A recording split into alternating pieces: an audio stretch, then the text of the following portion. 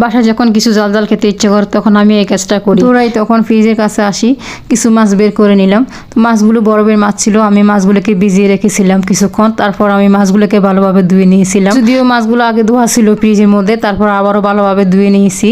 এখন আবারও কিছু লবণ দিয়ে মাছগুলোকে ধুয়ে নিই। যতই দিয়ে পরিষ্কার করি না কেন, আমার কাছে লবণ দিয়ে মাছ না ধুলে ভালো লাগে না, তাই আমি আবারও মাছগুলোকে লবণ দিয়ে ধুয়ে নিয়েছি।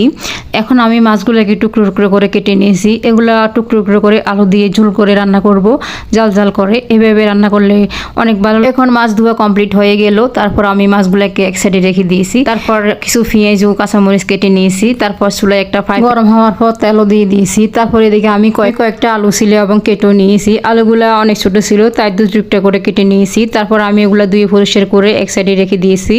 এখন আমি চুলায় যে তেল দিয়েছিলাম ওইখানে পেঁয়াজ মরিচ সব মশলা দিয়ে এগুলাকে কষিয়ে নিয়েছি। কষিয়ে নিয়ে মাছগুলো তারপর দিয়ে দিয়েছি। মাছগুলোকে ভালোভাবে কষিয়ে নিব। মাছগুলো কষানোর জন্য এখন ঢাকনা দিয়ে কিছুক্ষণ রেখে দিয়েছি। তারপর ঢাকনা উঠিয়ে নিয়ে এখন আমি ওইখানে কিছু গরম পানি অ্যাড করে দিয়েছি। তারপর যে আলুগুলো কেটে রেখেছিলাম সেগুলো দিয়ে দিয়েছি। তারপর আমি কিছুক্ষণের জন্য ঢাকনা দিয়ে রেখে দিয়েছি। তো কিছুক্ষণ পরে ঢাকনা উঠিয়ে নিয়েছি। আলুগুলো প্রায় সিদ্ধ হয়ে গেছে। এবার একটু পানিও দিয়ে দিয়েছি। এদিকে আমি কিছু ধনে পাতা কেটে নিয়েছি, ধনে পাতাগুলো দিয়ে দিলাম। এখন রান্নাটা রেডি হয়ে গেছে। তারপর দুটো এক প্লেট গরম গরম ভাত নিয়ে নিলাম, তার সাথে পাতলা মাছের লাল লাল ঝোল নিয়ে নিলাম।